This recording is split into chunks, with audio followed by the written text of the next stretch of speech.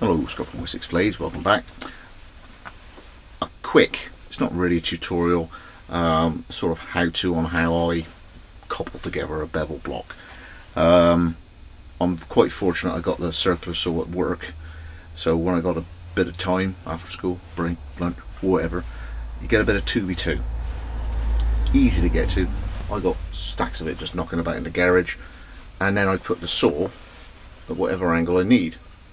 This being 15 degrees, and when you cut it, you want the same amount one side of the blade ish as the other, because what you want to do is end up with two bevel blocks as opposed to just carving off one piece and a piece that's too fat. You might as well have two for the price of one, if you get what I mean. So give yourself a vague amount of similarity between what passes through the saw blade, so it's going in the middle. Don't put it halfway, if you understand me, because if I put it halfway, the blade would be there where my thumbnail is, and then by the time you took the 15 degrees off, you're coming off there. You're not going to get the full height of the block when you want to use it, plus you don't get two even halves. As you use it, that's one bevel block, that's upside down, so that is how you use them. I'll show you how they go together. The forward tilt is your 15 degrees. Okay, the forward tilt is your 15 degrees. So this part, and you only want enough ply stuck out to rest your blade on. So something like that. Okay, something like that. 4mm, 5mm, 6mm. Okay, if you've got a 10mm blade, you still got 5mm stuck on it. It's gonna stay on there. What you don't want is go like that, because you'll never really get to the belt because all this is in the way. And then when you got that and you got it even, something like this, all the way up, then you tip it upside down, dash of glue where you're going to put it, and I just bang 3 pins through. So here's one I was in a rush and made. Can you see I went a little bit out? I know I got to sand that black off, but all that's on the back is 1, 2 pins and a dash of glue. That's a very small 9 degree. As soon as you cut it, write on it in permanent marker. So if you get back in, might not. For me, I might get that done. It could be a week until I pick up that piece, that component, and marry it up to what I want, because my time is so limited. So give yourself the best clue as to when you pick it up, you go, or what was that again? On the saw, I've got a protractor on the bottom, and I just crank it round until I find the right thing. You could end up just using pencil and protractor, drawing on it, stick it in the vise, watching the 2 lines on both sides because you've measured it down through, and sawing down through, and then going on a big flat board with some sandpaper on it or a belt sander and just evening it up. But if you don't end up making it there and then, you need to remember what angle you did it, so you've labelled each time what you've done. So that's a 10.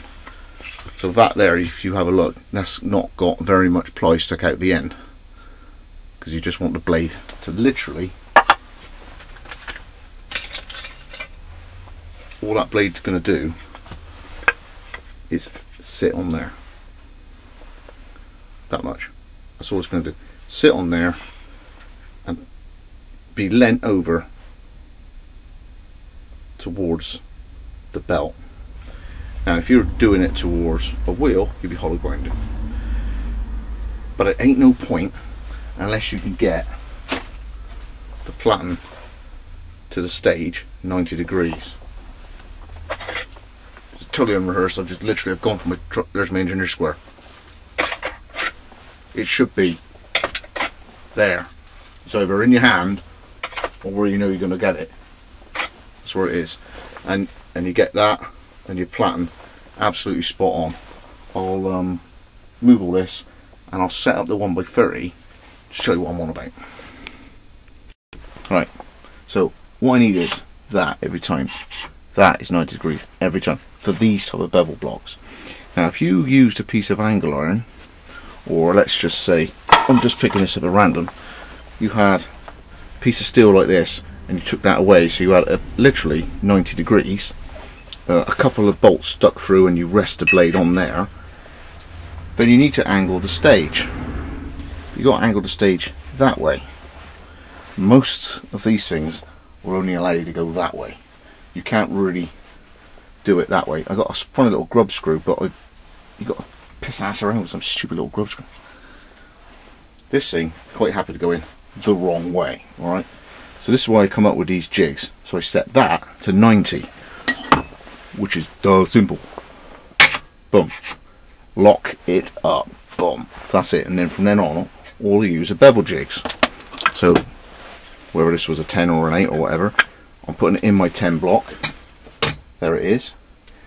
Don't press down too hard, just in case the clamp of this isn't brilliant. And then you just, address the blade to the platen, and you'll get the same-ish. Okay, as accurate as the saw goes through the wood, as accurate as you might sand it, as accurate as the thickness of the wood is, thickness of the steel is, as accurate as you ain't got any grit on there to start with. Okay, it's not bad, but it ain't precision. Now the other thing is, this way up, as opposed to trying to do it that way, is you can get your plunge lines. That's these points here. Let's go to there. Okay, you want those as even as you can. These bits. Alright. You get those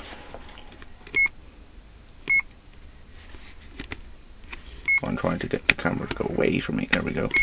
You get those by looking from above a lot easier than guessing where it is underneath. And by having this small, okay, on small blades, you're not obscuring your view. If that was a really deep bevel block, okay, let's say as deep as this one, that blade will be all down there. You won't see that from up here. So you want to marry up the size of your bevel block in terms of your height, okay, to approximately what the depth of the blade is. As much as you can, so it's as accurate as you can get it. There's as much surface on the blade, but not so damn high that you can't see down the top and underneath. You can't get your eyeball down there and have a look. And that is basically it. Okay. The way that you slide it across, I can only explain. You go gentle and you go consistent, like a machine. You're on there and you go like that. Okay. It'd be good when you start to just start plunge line, get your plunge lines the same, so they meet in the middle, and then only go to the outside.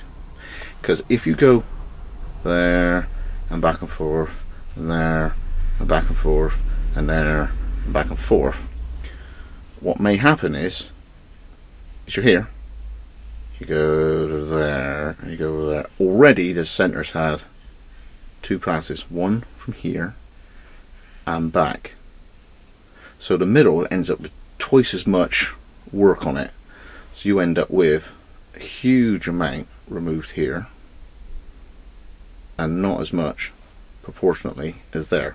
So start one end and go to the other until you know, I can adjust the pressure and I can go backwards and forwards, and after a while you get used to it. But for starters, start one end, go to another, start one end, go to another, and if you want, the beauty of this is you can flip it over and go back the other way. Whereas, you know, if you've got it mounted up and you've got it bolted into your block, you can only do one side at a time, and then you've got to hit a center scribed line, which is fine if you don't mind getting a bit of pen and doing it. But if you've ended up doing center scribed line and you end up you can actually get it quite nice. Rough as. Alright, so vague walkthrough on getting the bevel block. There you go, there's another one. There's an 8. Small little bit there for the blade to sit on. You can make it a bit bigger, stuck out the back for stability, okay, to even up whatever the stage is going to be. For that size of knife, that block's quite nice, quite nice. You can get the whole handle on there. It doesn't really matter that the blade's out, because if you think about it, the blade there against the belt gets hot. At least there it'll be in the air and getting a little bit of cooling, so you'll have less chance of burning the end. There's too many variables to go into it. Alright, but as you can see, the height is about right. For that, at least I've got a chance of seeing the plunge lines there from above looking down. I can see the plunge lines there. So if you're only doing rinky-dink bushcraft blades this sort of size, you don't want that quite so high. I cut 2x2 because that's what I had lying around. Okay, I can always bandsaw that down later. It doesn't really matter if the top does that. You've got to get the bottom flat to glue flat onto the ply.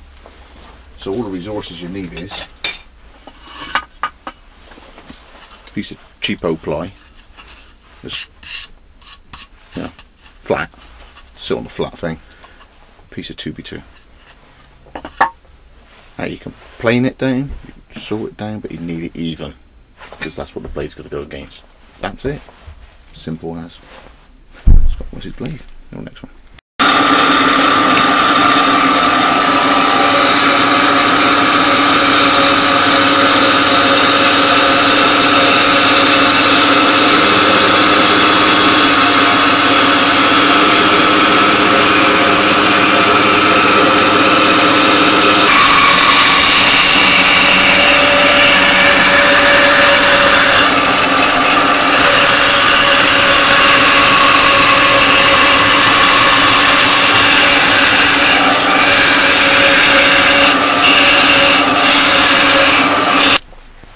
Of course, another way, if you're going to just screw it on, I want it to be in about there, okay, just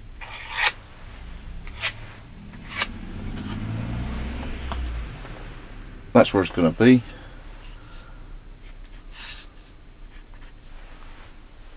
Two holes. Drill them, screw it from underneath as long as you countersink it so that the screws don't foul up your height when you're on the bevel doing it on the stage of your sander. So I'll drill them and I'll make this up in a second. I found some smaller screws, so I'm going to put 3 holes in, not just 2.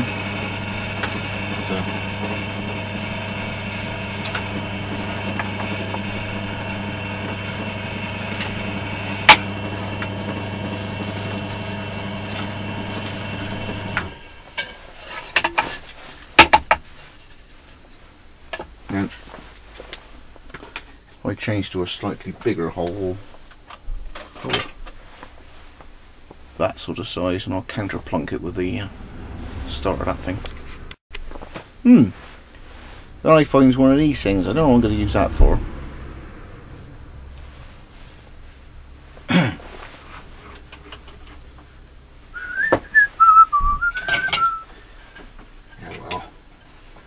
If I could move in my garage, I'd know where all this crap is.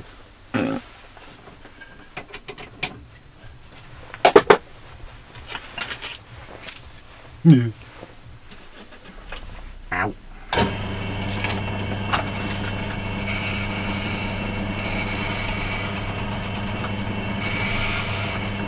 Sweet.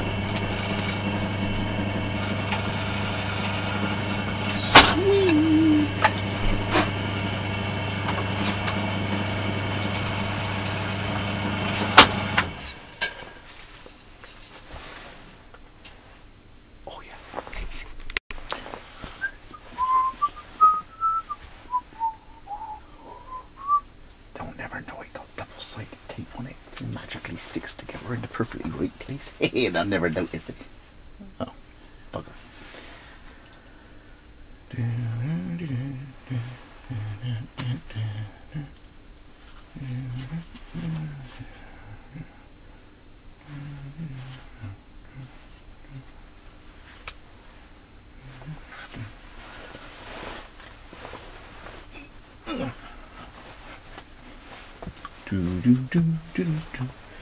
Excuse me, lads.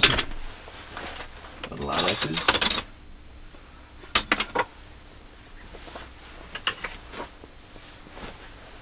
You love magnetised heads covered in swarf. Bit light in here. So.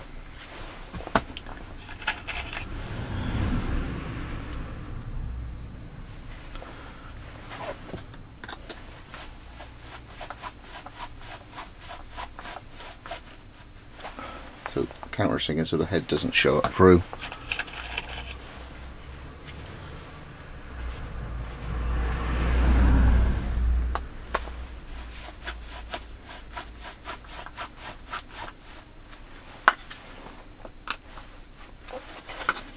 Why are you doing it up here? Ain't got any workspace. Pull up.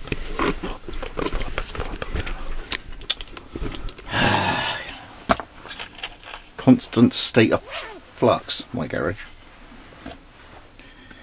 From a constant tidying, I gotta put stuff in the way to work on the minuscule corner I'm working on. So, 3 screws in, small little bit at the end.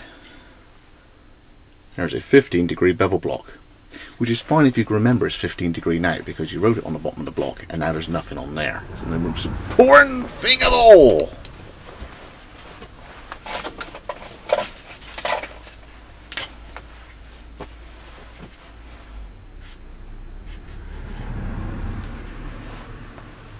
That right on the actual thing. It might be written on the bottom, you know, if you end up separating it, at least it's written on there. But that's even better. Okay, on both. Again, that's only for small, little dinky little blades. So it goes on like that. You can see the bevel block. Plunge lines, see the bevels on the top, and that's over 15 degrees. That's quite a chunky Scandi sort of thing. Someone sent me a blank to do, so I've made a 15 specifically for that. Covered all bases, and you've had a walkthrough on how to make those. Long ones are cool, but you don't actually need it that big. That'll be fine. You're only putting a handle on most of the time. I just done that because it was piece of wood I had floating about.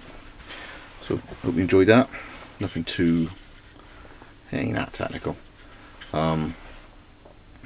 Ways you could do it: you could saw it down and sand it down. You could go onto a sander, angle it over, and then try and do those. But you might end up having to do, for 15, you might have to do 75 degrees and sand it off some. You understand me? To get 15 left over by turning it upside down. You'll get it when you go in your phone. You'll put 15 on and it won't. Oh, okay. You'll get it. Let's go for my displays. Hey, cheers.